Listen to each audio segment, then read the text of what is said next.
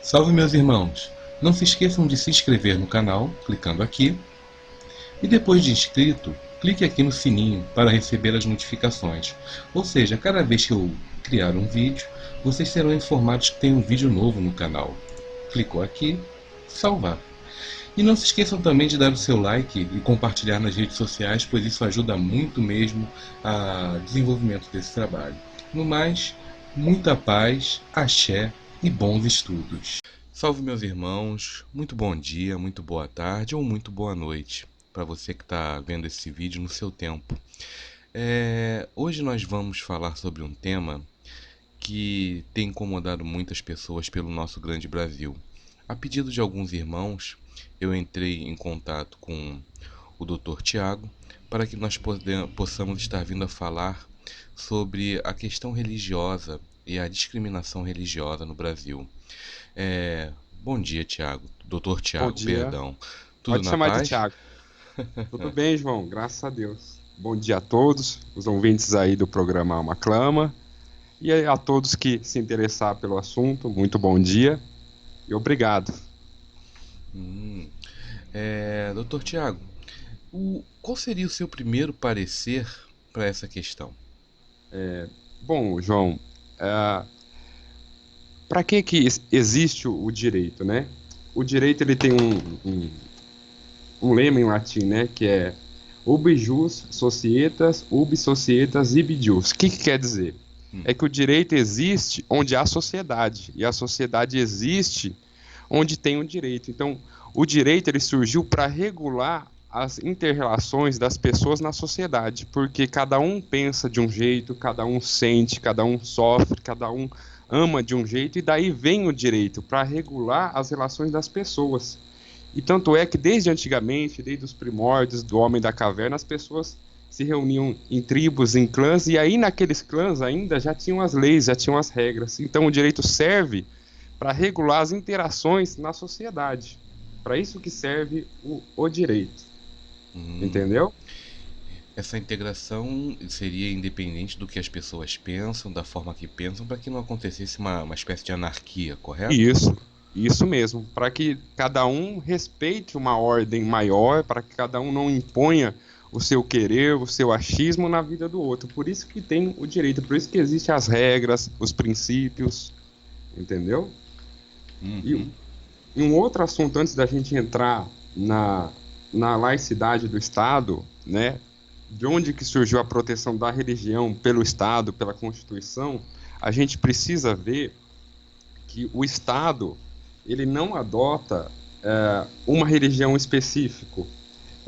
Ele não impõe à pessoa na Constituição, olha, você precisa seguir essa ou aquela religião, não. Mas o Estado ele não luta contra a religião, mas sim ele deixa aberto para a pessoa escolher aquela religião que ele quer exercer, que ele quer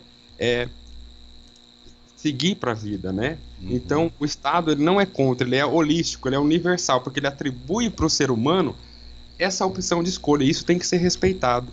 É isso que a lei busca respeitar. Eu posso até falar de um caso.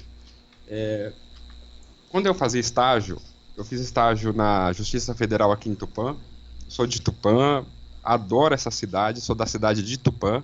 Eu falo isso que eu sou da cidade de Tupã porque uma vez eu fui em um centro ali em São Paulo, a Casa do Consolador, muito bom. E aí eu fui comprar na cantina uma coxinha. Eu falei assim, olha, por favor, eu queria uma coxinha, né? Eu sou de Tupã, eu tô conhecendo. Aí a pessoa falou assim, o quê, caboclo? Eu falei, não, eu sou da cidade de Tupã. Né? Então, por isso que eu falo que eu sou da cidade de Tupã. Né? Mas, voltando ao assunto, e a gente vê que a religião, ela provoca uma reinserção daquele preso, daquela pessoa na sociedade. Então, a religião ela contribui muito para o resgate do ser humano, para devolver à humanidade os princípios para aquela pessoa que está presa ali. Então, por isso que o Estado ele despreza essa proteção, meus irmãos. E uma vez, é claro que tem os casos ali que a gente vê, escuta e fica quieto, mas tem casos de audiência que a pessoa fala assim, não, eu não lembro do que aconteceu, porque eu vi Jesus apagou a minha memória, então eu não lembro de nada. Mas, tirando esse caso, há casos sim que a gente vê que a pessoa se transforma num excelente pastor, num excelente dirigente, e é isso que a lei resguarda. Sim. É isso que a lei protege, é o direito da pessoa de escolha. Não julga se aquela religião é correta, se não é isso, não cabe ao direito e muito menos a gente. Entendeu, João? Sim. Bom, se não me engano, a discriminação religiosa, chamada de intolerância religiosa, é uma atitude que é caracterizada pela falta de habilidade de pessoas respeitarem ou buscarem conhecer as diferenças de crenças religiosas e por isso querem impor a sua a uma outra pessoa que acredita que acredita que isso vai ser melhor para ela. Sim, é isso mesmo, João. É isso mesmo. Tá de modo acertado. Bom, antes de eu entrar nesse tema aí da injúria, eu quero falar um pouquinho, se você me permitir, João, de como começa o processo, como que a pessoa tem que fazer, quais que são os passos para ela poder entender, fazer valer esse direito dela de ser ressarcido quando ou sofreu uma ofensa por motivo de religião, de crença, de origem, se você me permitir. Por favor, doutor, fique à vontade. Olha, é assim, gente, a gente precisa entender alguns conceitos básicos, que senão a gente não vai conseguir entender. Então, de uma maneira bem simples, o que é o direito penal? O direito penal é um ramo do direito público que define as infrações penais, estabelecendo pena para todo aquele que comete um crime. Esse é o básico. E o direito penal, só quem tem o direito de punir é o Estado. Então não cabe a gente punir, exercer o nosso direito de defesa, com algumas exceções que eu não vou falar aqui para não sair o fio da meada, né? Então, quais são as legislações que a gente tem na área penal? A gente se utiliza do Código Penal, das leis penais especiais, que é constituído pela Lei de Drogas, Lei Maria da Penha, a Lei de Crimes de Trânsito, crimes ambientais, contravenções penais. Tudo bem.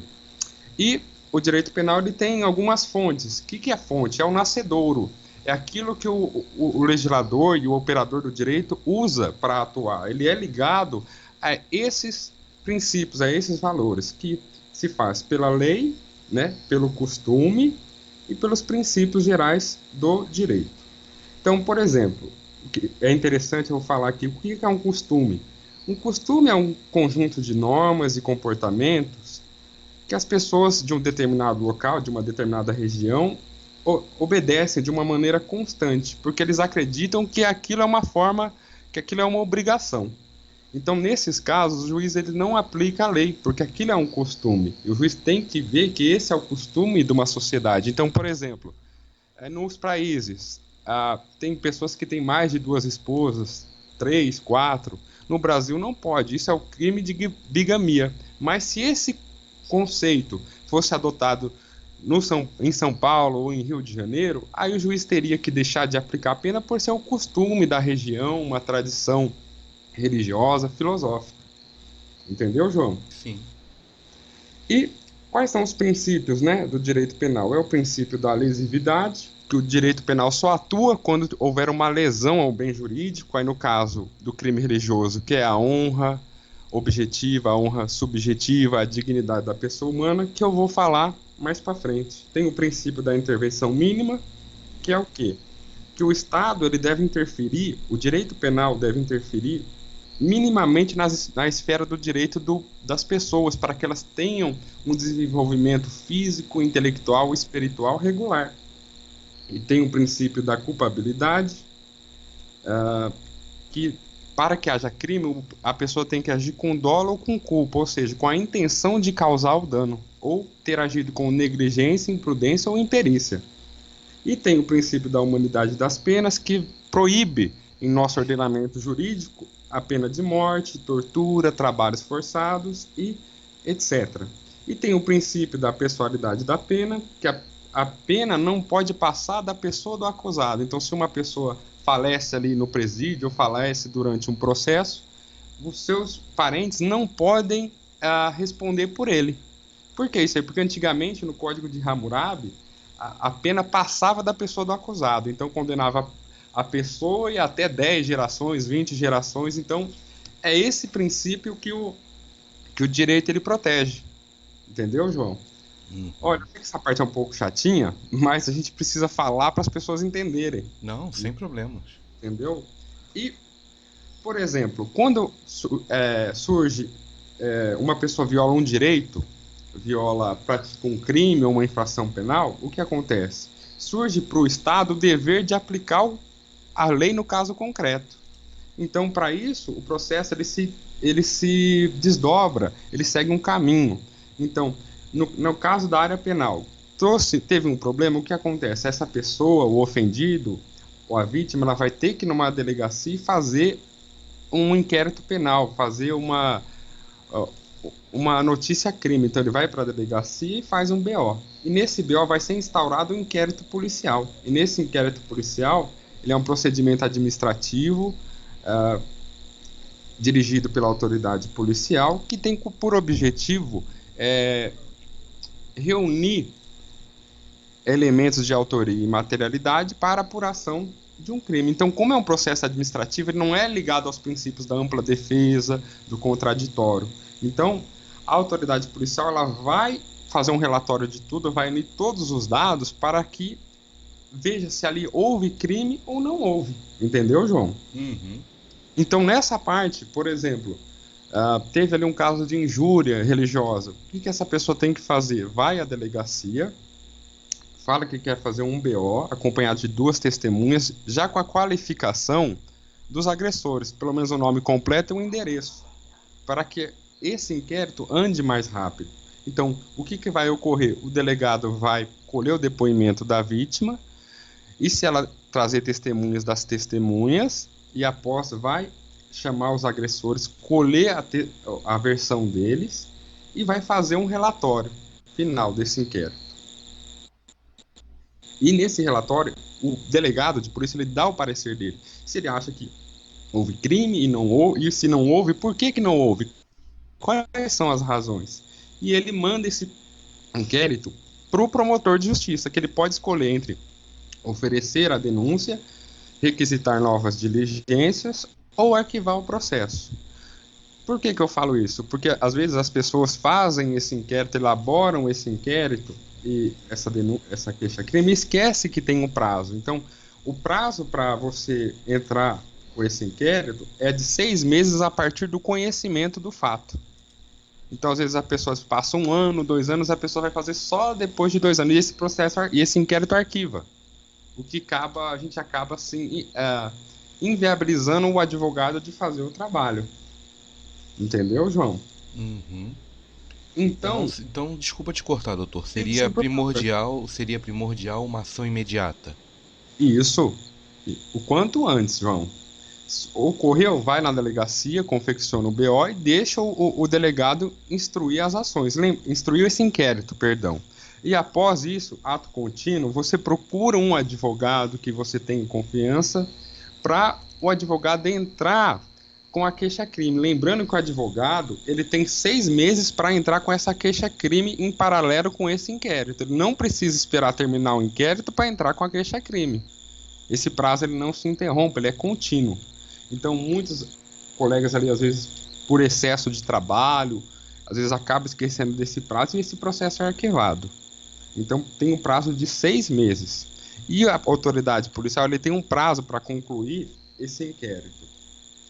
Se o agressor ou o acusado estiver preso, ele tem 10 dias para concluir esse inquérito. Se o agressor estiver solto, ele tem 30 dias. Só que a gente sabe, João, que como com essa crise, muitos trabalhadores estão aposentando e não está abrindo concurso para a polícia, então esse prazo ele demora muito. Na prática, ele vai terminar o inquérito em 120 dias, 180 dias, 7 meses, 8 meses. Então a pessoa precisa ficar em cima. Vai na delegacia, fala, olha, como é que está o inquérito? Vai andar, não vai andar? Vou precisar remeter para a corregedoria e assim por diante. Entendeu, João? Uhum. Bom, É interessante colocar por favor. a forma que qualquer pessoa, em qualquer local do Brasil, ela pode estar fazendo, abrindo esse BO quanto mais rápido possível e após a abertura do BO procurando um advogado, E correto? isso, procura um advogado, isso mesmo. Procura um advogado e fica atento a esse prazo.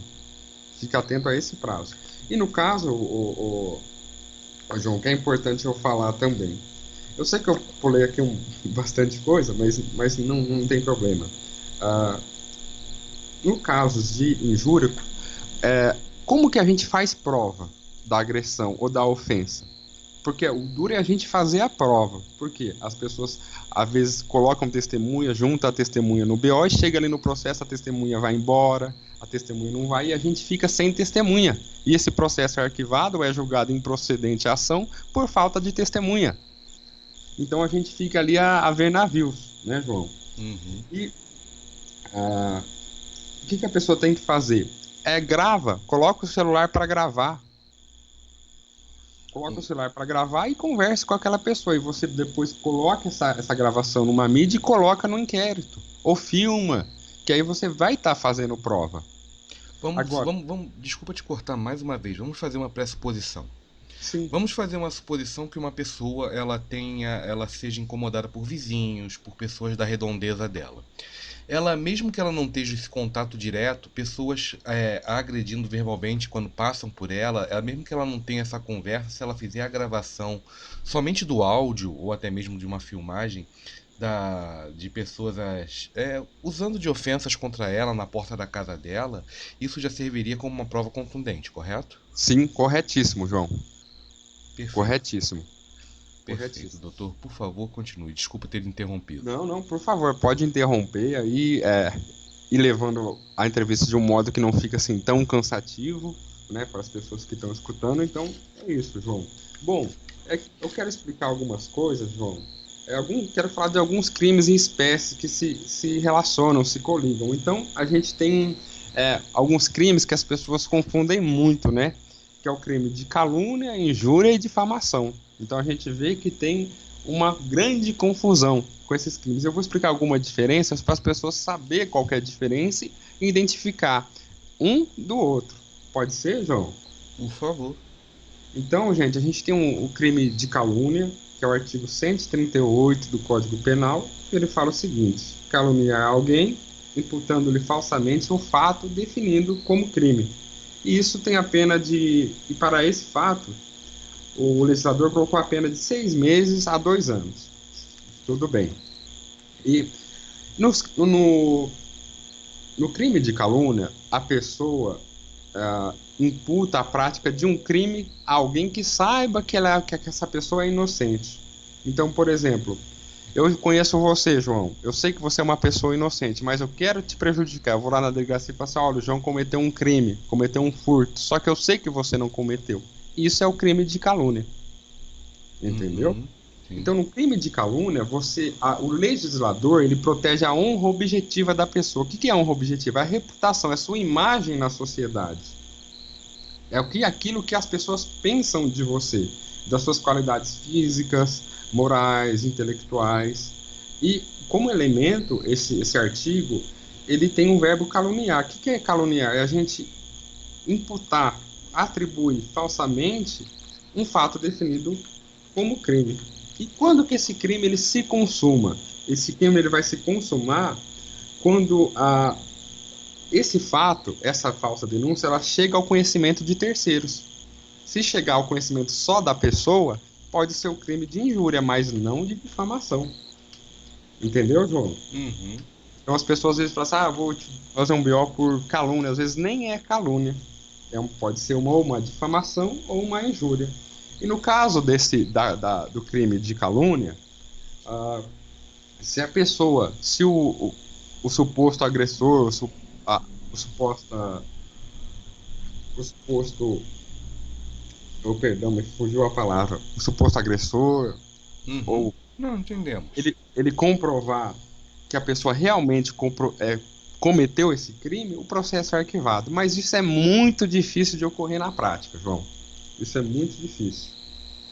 E temos também, João, agora o crime de difamação, que também está disposto no 139 do Código Penal, difamar alguém imputando-lhe fato ofensivo à sua reputação. É a pena de 3 meses a 1 ano que o legislador estabelece. E o núcleo desse artigo é proteger a honra objetiva da pessoa. Então, no crime de difamação, a pessoa não imputa um crime para a pessoa, mas imputa fatos ofensivos, atribui fatos ofensivos, xingamentos, ofensas. Então, tem como elemento do tipo, a pessoa, o agressor, ele causa um dano na imagem da pessoa, atribuindo xingamentos, como, por exemplo, safado, sem vergonha, e você causa um dano à honra dessa pessoa, e esse crime se consuma quando esse fato chega a terceiros, não a pessoa. Porque, e no crime de difamação, não importa se esse fato é verdade ou se é mentira, porque o legislador protege a imagem da pessoa naquela sociedade. Entendeu, João? Uhum. Claro, então, um exemplo. Eu dou exemplo um pouco polêmico, mas é assim. Algum tempo atrás, teve aquele filme da Bruna Surfistinha com a Débora Seco. Sim. Não sei se as pessoas estão lembradas. E tem um livro que ela escreveu, um livro também, e que ela narra lá as experiências dela, e ela fala, olha, eu fiz isso, fiz assim, fiz assado, e etc, etc. Mesmo ela falando que ela fez isso, assado, a gente não pode falar para ela, olha, você é isso, você é aquilo, não. Porque isso é a imagem que ela tem perante a sociedade, deve ser preservada. A imagem dela perante a sociedade, independentemente se ela fez ou se ela não fez. Não cabe a gente atribuir, a gente falar, e sim de preservar a imagem dela. Ou de todas e qualquer outras pessoas, João. Entendo o que você quer dizer. Me corrija então, doutor, porque caso haja um agressor que verbalize isso, chegue a terceiros, já imputaria a questão de danos morais. Isso. Também, João. Também. Entendi. E agora chegou aquilo que a gente chegou já no artigo que você me perguntou, que é a injúria, né? Injuriar alguém ofendendo-lhe a dignidade ou o decoro. Pena de detenção de 6 meses, né? E tem a qualificadora, né, do parágrafo terceiro. Se a injúria consiste na utilização de elementos referentes à raça, cor, etnia, religião ou condição da pessoa idosa ou portadora de deficiência. Pena de 1 a 3 anos e multa. Então, João, é o seguinte, no crime de injúria, o que protege no crime de injúria é a honra subjetiva, a imagem interna da pessoa, é como ela se concebe para ela mesma, não para a sociedade. Tem uma grande diferença. Então, por exemplo, o que é injuriar alguém? É a gente ofender, é a gente atribuir ultraje à pessoa, a gente maltratar, a gente ofender. E nos casos de injúria, como que pode ser uma injúria? Como que ela fica uma injúria? A injúria ela pode se dar pela palavra, pela pintura e por um gesto. Então, a gente pode injuriar uma pessoa, por exemplo, se a gente joga lixo na calçada dela, no portão, isso caracteriza injúria. Por exemplo, a gente está num círculo de amigos e as pessoas chegam, por educação, estendem a mão para cumprimentar ou se cumprimenta com um beijo no rosto, no caso das mulheres e vice-versa. Se uma pessoa recolher a mão ou não cumprimentar aquela pessoa, pode caracterizar o crime de injúria. Ou também colocar ameaças no portão da pessoa também pode caracterizar o crime de injúria. E qual que é o elemento desse tipo? O que caracteriza esse tipo penal? É a vontade que a gente tem, que a pessoa tem, o acusado tem, o agressor tem, de ofender, de atribuir àquela pessoa uma qualidade negativa. Independentemente se é verdade ou não, ele está pouco se importando, ele quer ofender a pessoa. Você entendeu? E esse crime de injúria, ele se consuma quando a pessoa sabe. Quando a pessoa sabe, não quando o terceiro sabe, mas quando chegou ao conhecimento da pessoa, porque a honra dela é como ela se concebe os seus princípios, os seus valores e a sua dignidade. E o legislador protege, nesse tipo penal, a dignidade da pessoa, a imagem que ela tem. E a gente tem que tomar cuidado, João, porque às vezes as pessoas fazem isso. Olha, eu vou provocar, por exemplo, eu vou provocar o João, aí quando o João me dirigir uma ofensa, eu vou fazer um BO contra o João. Então, nesses casos, é arquivado, porque a lei fala, quando a injúria é em razão de alguma provocação, não tem um crime de injúria. Então, quando o ofendido busca fazer uma provocação diretamente ao agressor, não ocorre o caso do crime de injúria. E também Aí seria como se fosse uma questão de autodefesa? Isso, não ocorre. Arquiva-se o processo e não caracterizou o crime de injúria. E também tem outra coisa que as pessoas têm que tomar muito cuidado mesmo. Porque as testemunhas falam muito isso na audiência, né? No caso de retorção. Então, por exemplo, suponhamos, João, que claro que não é o caso, você é uma pessoa extremamente educada, né? Eu também sou uma pessoa educada, mas que eu te injure, eu te xingue, eu te ofendo, e você, ato contínuo, me devolve essa ofensa, me xinga de novo. Então isso a lei fala que é retorção. Que no caso de retorção de um xingamento seguido do outro, não há o crime de injúria. Então, para ter esse crime de injúria, no momento da agressão, a pessoa tem que se controlar para não ofender a pessoa, para não retrucar aquele xingamento. Senão arquiva esse processo, arquiva essa injúria. Entendi. Entendeu, João? Então tem assim alguns requisitos básicos que a gente precisa comentar para as pessoas saber, João. Por favor, doutor. E agora chegou aquilo que você me perguntou, que é a injúria por preconceito da raça, cor, etnia ou religião. Nesse caso da qualificadora, João, o legislador cuidou de tipificar a injúria preconceituosa, que é aquela que envolve, como eu disse, a raça, a religião, cor, combinando uma pena mais severa para essa pessoa. Então é aquela pessoa que injuria a outra por Preconceito. Por preconceito, é isso mesmo. Fala assim, olha, você é um preto, você é um japonês, você é turco, você é judeu, você é nordestino, você é cearense. É necessário que dessa agressão haja um objetivo do agressor de excluir, de discriminar, de rechaçar essa pessoa ou do seu meio. Uma perjúria de qualquer forma, correto? Isso mesmo. Isso mesmo. Agora, é claro, né, João, a gente tem que separar os casos que é brincadeira. Por exemplo, hoje eu tive o prazer de conhecer você, eu vejo você na rua e falo, ô João, tudo bom, seu macumbeiro? E você fala, ô macumbeiro, tudo bem. Então, nesses casos não é injúria, porque a gente está brincando, é o animus jocandi que a lei fala. Então, a gente tem que também separar essas duas formas. E, como eu disse, o momento consumativo é quando a gente sabe dessa ofensa, João. Esse que é os requisitos da injúria religiosa, da injúria racial. Ficou claro, João? Sim, ficou claro, doutor Tiago. Mas me tire uma dúvida agora. Sim, vamos lá. Quanto a essa questão da discriminação e da intolerância, fala para mim de novo qual é a pena, por favor. Sim. Tá lá no artigo 141 do Código Penal, parágrafo 3º. A pena é de 1 a 3 anos, fora a multa, né? E outra coisa que eu até ia falar, nos casos, foi até bom você me perguntar, João, que eu já ia esquecendo.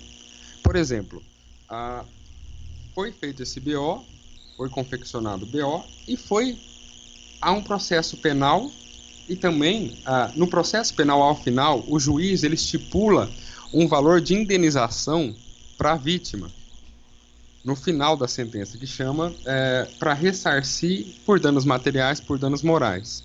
Eu colacionei no final desse material que eu vou enviar, disponibilizar para você, nem há casos de injúria que o legislador ele condenou o agressor a pagar 10 mil reais num caso, no outro caso 15 mil, no outro caso 5 mil, então não tem um valor fixo. Depende muito da prova, do valor do dano que acarretou. Você entendeu, João? Sim.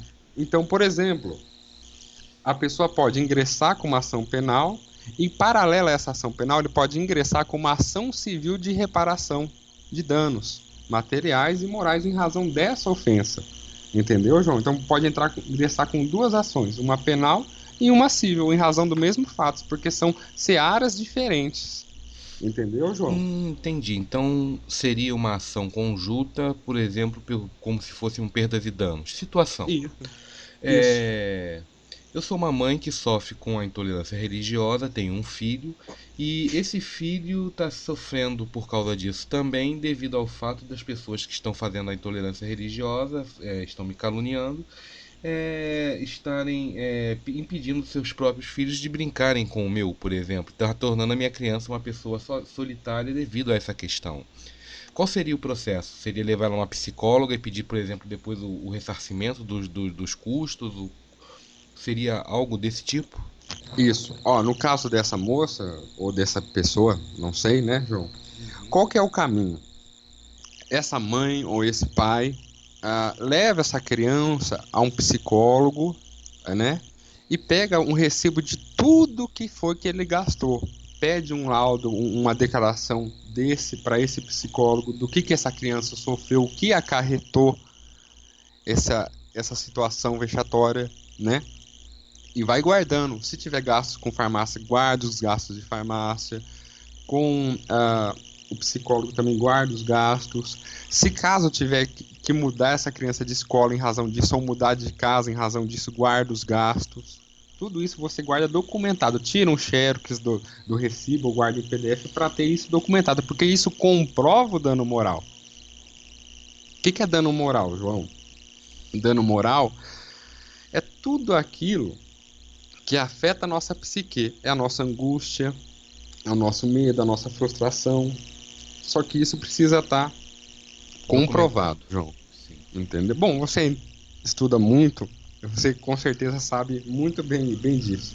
Ô, João, e outra coisa, como. E nos casos, que eu até separei para falar, e naqueles casos que a injúria é por internet, como que a gente deve proceder? E-mails, imagens caso nas redes sociais. Isso, João. Então, muita gente fala assim, olha, eu vou tirar um print, eu vou imprimir e vou dar para o meu advogado e vou juntar no processo. Só que os tribunais, são os tribunais, não sou eu. Os tribunais têm entendido que não é prova suficiente para caracterizar o dano. Então, como que a pessoa tem que fazer nos casos de internet? Preste bem atenção. A pessoa tem que ir ao tabelionato de notas e pedir para o tabelião realizar uma homologação da ata notarial. Então, o que vai acontecer? A pessoa vai lá e fala assim para o tabelião, olha, fulano de tal está me difamando no site. Por exemplo, no site, vamos supor, João, no site do Reforma Interna. Então, o tabelionato vai lá, acessa o site Reforma Interna e consta que realmente no dia tal, a hora tal, foi publicada uma matéria injuriando, caluniando ou difamando a pessoa tal. E ele faz um documento disso. E comprovando que realmente houve um dano. Por quê? Porque a ata notarial é importante? Porque a ata notarial é um documento público e guarda o mesmo valor de uma escritura pública e, portanto, ele faz prova no processo. Não tem como o juiz ou o desembargador contestar isso aí. Você entendeu, João? Entendi. Interessantíssimo. É isso que é importante, porque às vezes a gente trabalha, aí julga improcedente a ação. A gente vai ver por que julgou improcedente. Ah, não fez prova. Eu não estou convencido que realmente houve dano, porque qualquer um pode acessar a internet, pode escrever ou pode excluir. Mas a gente indo até um tabelionato, a gente faz prova disso. A gente tem mais probabilidade de ganho dessa ação, João. Isso que é importante, isso que as pessoas estão esquecendo. Como fazer o caminho do processo, como construir o caminho do processo. Interessante. E, por exemplo, uma outra questão. Uma pessoa ela está sofrendo, ela está vivenciando um caso de intolerância religiosa. Ela pensou que talvez seria interessante. Eu estou falando dessa forma porque eu conheci uma pessoa. Estamos fazendo um programa para auxiliar essa pessoa e outras que durante Sim. essa identificação dela, outras pessoas também se manifestaram contra essa questão. Ela pensou que seria interessante a criação de um abaixo-assinado. Não entendi como isso poderia ser útil. Tem alguma função? Olha, João, posso estar muito enganado, mas juridicamente não tem, assim, uma finalidade. Porque, como eu disse, quem tem que tomar a decisão é o Estado que tem o direito de punir ou de tomar alguma medida, entendeu, João? Não tem como a gente entrar na casa da pessoa e falar como a pessoa deve agir, se portar, porque é o direito de domicílio, a intimidade da pessoa. Isso nem o legislador entra na casa da pessoa, a não ser as horas que a lei estipula para entrar, que é das 6 às 20 horas. Fora Uhum. isso, não tem como a gente mandar na casa da pessoa. Como que eu vou me portar? Isso aí não tem, viu? Por acaso, se tiver algum profissional que está escutando, que sabe uma saída, a gente está à disposição para escutar, para aprender, porque a gente está aqui para somar, João. Ah, com certeza. Eu espero que nos comentários aqui do YouTube também apareçam muitas opiniões e questões também quanto a essa Ô, João, questão. eu posso falar de um caso que eu tive, João, se você me permitir? Por favor, doutor, fique à vontade. Então, ah, eu tenho uma amiga em comum e ela também é médium, ah, atende as pessoas na casa dela, enfim. E aos finais do ano, ela foi fazer as entregas dela, né, as obrigações que ela tem, né, para com os mentores dela, para com os, os guias dela. E aqui em Tupã, para quem conhece, tem a estrada do 7 de setembro, que é perto do aeroporto, que é uma estrada de terra. E ela foi lá de madrugada, creio eu, salvo engano, tá lá no BO, à meia-noite. Uhum. E ela foi com mais de 20 pessoas ali para realizar esse ato religioso. O que aconteceu? Justamente nessa hora, João, estava passando três pessoas com um convite Opa, ali do lado perdão. que eram evangélicos. Sim. E as pessoas viram aquilo e os evangélicos viram aquilo e ficaram muito nervosos, muito exaltados e começaram a gritar: é, vocês são filhos do demônio, vocês são capeta e parará, parará, parará. O que acontece? A exaltação foi tanta que essas pessoas passaram com os veículos em cima das oferendas. Quebrou Nossa. tudo, tudo, tudo, tudo, tudo, João. E por incrível que pareça, no ábade da oferenda tinha uma moça grávida que estava ali assistindo. E o cara jogou a moto em cima dessa moça grávida. Sorte que o pessoal tirou. E foi aquela bagunça, aquele transtorno, e fomos nós à delegacia. E o que ocorreu? Fizemos o BO de injúria religiosa, colocamos testemunha, colocamos a gravação, conforme eu falei, e Uhum. o delegado concluiu que realmente ocorreu a injúria religiosa. Só que o que ocorreu nesse caso? Não sei, porque cargas da água, as pessoas desistiram de entrar com a queixa-crime. Então, o processo arquivou em razão da injúria religiosa. Só que como que estava com o promotor entendeu que também é o caso de ultraje a culto ou impedimento ou perturbação a ato a ele relativo, que é o artigo 208 do Código Penal, que ele fala: escarnecer de alguém publicamente por motivo de crença ou função religiosa, ou impedir ou perturbar cerimônia ou prática de culto religioso, ou vilipendiar publicamente ato ou objeto de culto religioso, pena de 1 ano e multa. Então, nesse caso, eu não estou mais vinculado a esse processo, porque quem tem a legitimidade é o promotor, mas eles estão sendo processados por impedimento e perturbação de culto. Qual que o legislador tutela nesse caso aqui? A liberdade de culto, a liberdade de crença, a liberdade da pessoa chegar até o sagrado, né? Então, a gente tem o seguinte, né? O que é um impedir? Impedir, em simples palavras, é a gente obstar o prosseguimento daquela cerimônia. Perturbar é a gente atrapalhar o culto religioso, é a gente falar palavrão, gritar, xingar durante um culto religioso. E a Entendi. gente também tem que tomar cuidado, João. Como? Por quê? Porque, por exemplo, se a gente está num terreiro, ou se a gente está num ilé de candomblé, ou se a gente está numa quimbanda, então pouco importa. Se a gente está num culto, qualquer culto religioso, se duas pessoas naquele culto religioso que estão ali começam, se desentendem e brigam dentro do culto religioso, aí não caracteriza esse crime, entendeu? Porque eles fazem parte desta, desta cerimônia. Então também tem que tomar cuidado nisso. E nesse caso, esse processo que eu falei, ele ainda está correndo. Já faz 2 anos que está correndo. Possivelmente aí tem grandes chances de ter uma condenação, né? E esse processo ele está em sigilo, mas está correndo aqui em Tupã. Outra coisa, João, eu falei, até me desculpe, porque eu até esqueci de mencionar isso. No caso, No final das sentenças, nos casos de injúria religiosa, o juiz estipula um dano. E se a pessoa quiser, na seara civil, entrar com uma pedido de indenização, pode. No final, ambos vão estar com uma sentença de procedência, habilitando um valor para levantar, correto? Sim. Só que as pessoas pensam assim, que tem a sentença, a pessoa tem que pagar. Não é por aí. A gente tem que executar essa sentença na área de execução de sentença e assim por diante. Então o que acontece? Depois a gente pega essa sentença e executa. Nisso a gente vê se a pessoa tem bens, tem imóveis, tem conta corrente. Então, o que às vezes torna difícil é que às vezes a pessoa não tem bens para ressarcir o dano. Entendeu, João? Então precisa analisar certinho, de tempos em tempos, oficiar os órgãos para ver que bens que tem no nome. Sempre estar esperto para não perder isso aí, João. Entendi. Porque geralmente as pessoas alienam os bens realmente para não pagar. Então a gente tem que estar esperto para não deixar isso passar, João. Ô, João, no caso quando a gente for fazer um culto religioso ou num local da cidade, o que os dirigentes podem fazer? Solicitar para a prefeitura a interdição daquela rua.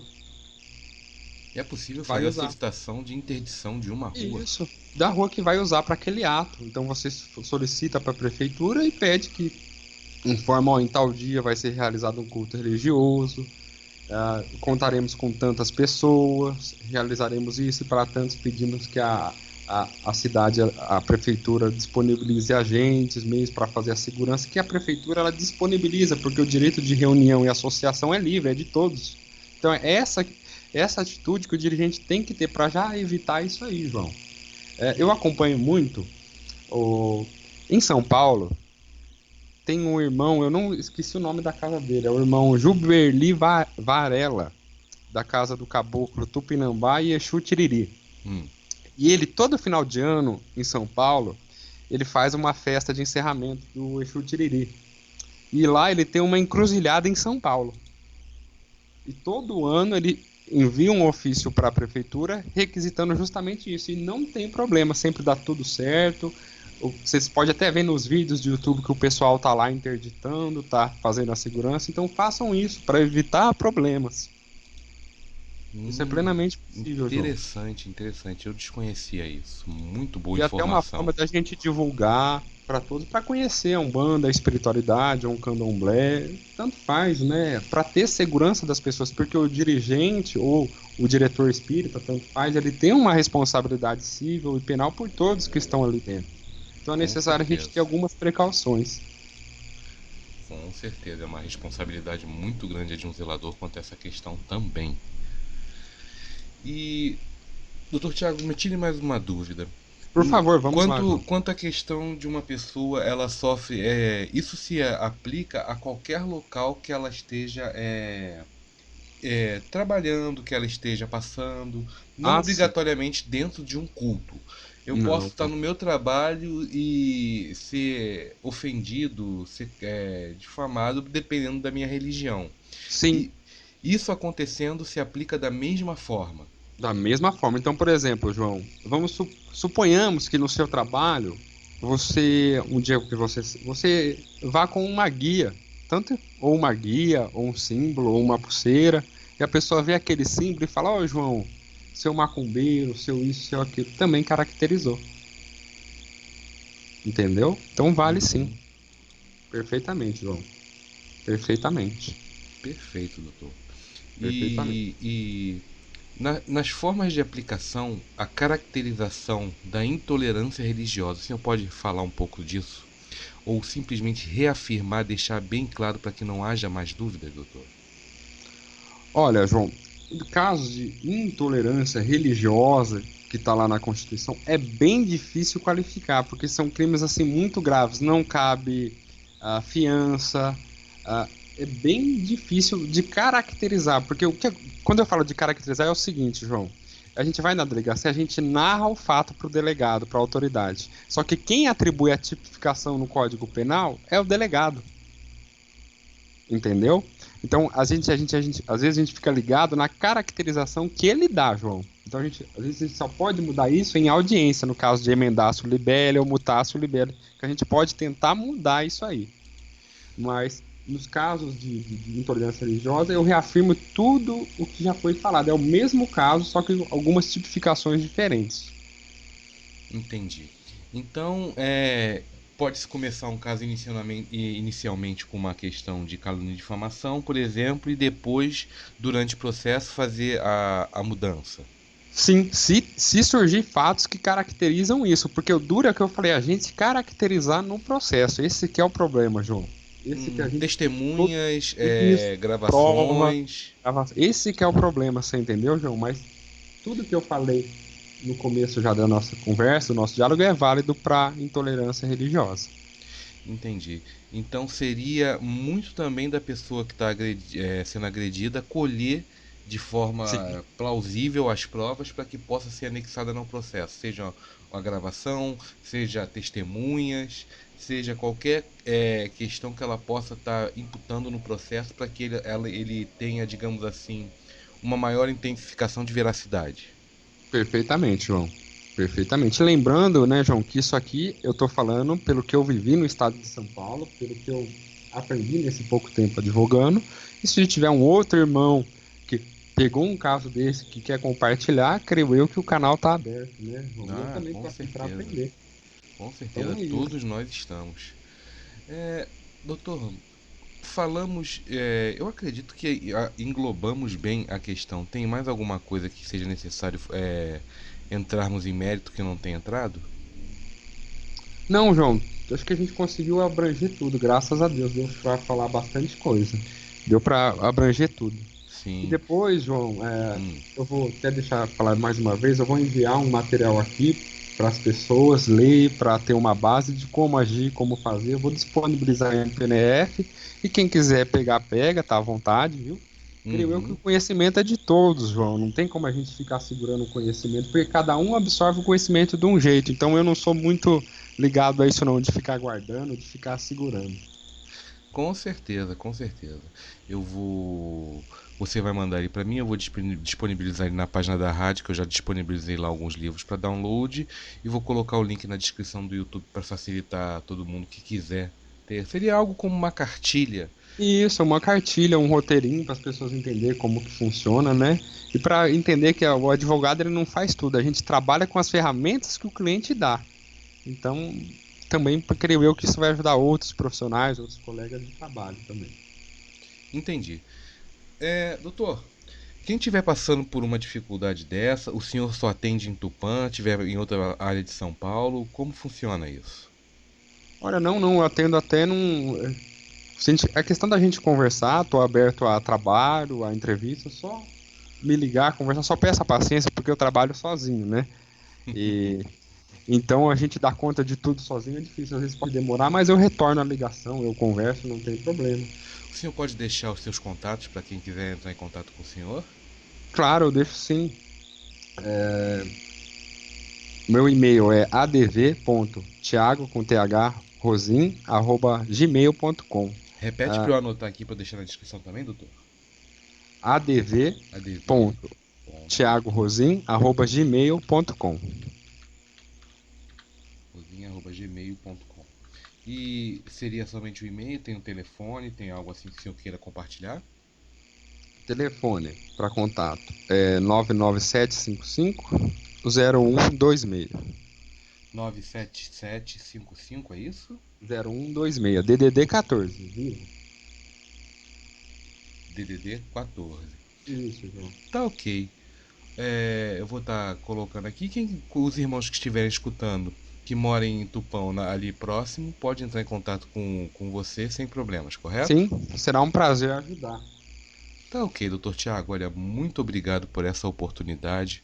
O senhor está ajudando a mim, passando esse conhecimento e a tantas outras pessoas que vão estar ouvindo esse trabalho. Graças a Deus por isso. Muito obrigado, viu, João, pelo seu tempo. Já quero te parabenizar pelo trabalho que você faz, viu? Muito Uhum. obrigado. Creio que me ajuda bastante até hoje, graças a Deus. E deixar um abraço aqui para os nossos outros irmãos que também fazem esse trabalho. Não posso deixar de citar o Jefferson Viscardi, o irmão Sim. Fernando Parado, o irmão Edson Rosa, Márcia Moraes, o outro nosso amigo também muito bacana. Eu esqueci o nome dele, é do Encontro com o Cruzeiro, ele é muito É o bacana. Lúcio. Isso, Lúcio, deixar um grande abraço para ele. E o outro nosso irmão também que eu me identifico muito, faz um trabalho legal, é o nosso irmão Rubem Ribeiro, de Lisboa, Portugal. Deixo aqui um abraço para ele também. E todos que contribuem para esse canal, todos os canais que tem uma espiritualidade séria, correta e busca a reforma íntima, né? Tá certo, doutor Tiago. Mais uma vez, olha, muito obrigado, meu Muito irmão. obrigado, João. E a todos vocês, meus irmãos, que ouviram esse programa, espero que esteja sendo tão útil para vocês como foi para mim. Muita paz e muito axé a todos e até o nosso próximo programa. Ô, Cabecilha e Xangô! Xangô, meu pai não banda, vem de Aruanda, ele é meu orixá. Do alto de uma pedreira, ele faz justiça para seus filhos ajudar.